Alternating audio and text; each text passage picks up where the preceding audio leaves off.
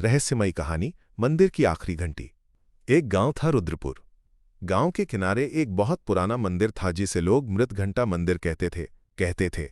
जो भी रात के समय उस मंदिर की घंटी बजाता है उसे कोई दिखाई न देने वाली शक्ति उसका नाम लेकर पुकारती है।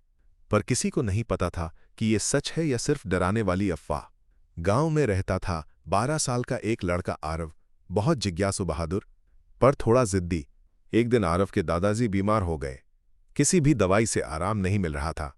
गांव के बुजुर्गों ने कहा, मंदिर की आखिरी घंटी में एक वरदान छुपा है, पर उसे रात में कोई नहीं बजा सकता। आरव ने सोचा, अगर घंटी बजाने से दादाजी ठीक हो जाएं तो मैं क्यों ना कोशिश करूं। रात 12 बजे आरव चुपके से घर से निकला।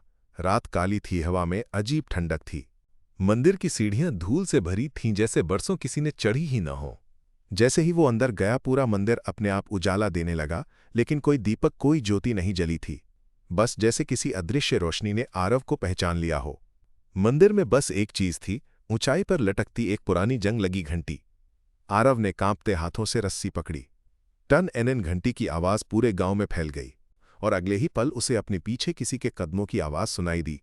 आरव, वो आवाज किसी बूढ़े आदमी की थी, न धीमी तेज, बस एकदम सामान्य पर डरावनी।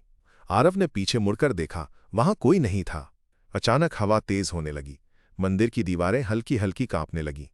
फिर वही आवाज, डरो मत, तुम दादाजी को बचाने आए हो, मैं तुम्हारा इंतजार कर रहा था। इस बार आरव ने महसूस किया कि वो आवाज दीवारों के पीछे से आ रही है।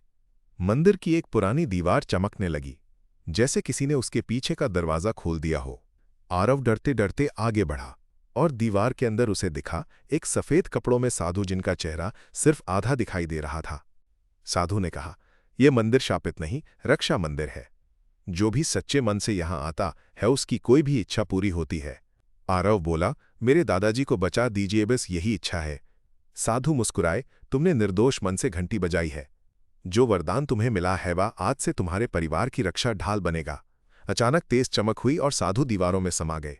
दीवार फिर पहले जैसी हो गई, जैसे वहां कुछ था ही नहीं। अगली सुबह आरव घर पहुंचा और हैरान रह गया। दादाजी बिल्कुल ठीक तंदुरुस्त बैठे थे, जैसे वो कभी बीमार ही न थे। दादाजी ने मुस्कुराते हुए पूछा, इतनी देर रात कहाँ गए थे बेटा? आरव कुछ बोल पाता इससे पहले दरवाजे पर वही मंदिर की घंटी टंगी थी, नई, चमकती हुई, जैसे किसी ने उपहार में दी हो। दादाजी ने कहा, ये घंटी हमारे परिवार की रक्षा करेगी। इसे मंदिर से किसी साधु ने दिया था रात में ही। आरव समझ गया, साधु वही थे जिनसे वो मिला था। और किसी को समझ न आए इसलिए मंदिर आज भी सुनसान खड़ा है। लेकिन कहते हैं जिसे सच्चे मन की जरूरत हो उसे रात में मंदिर की घंटी अब भी अपने आप बुला लेती है।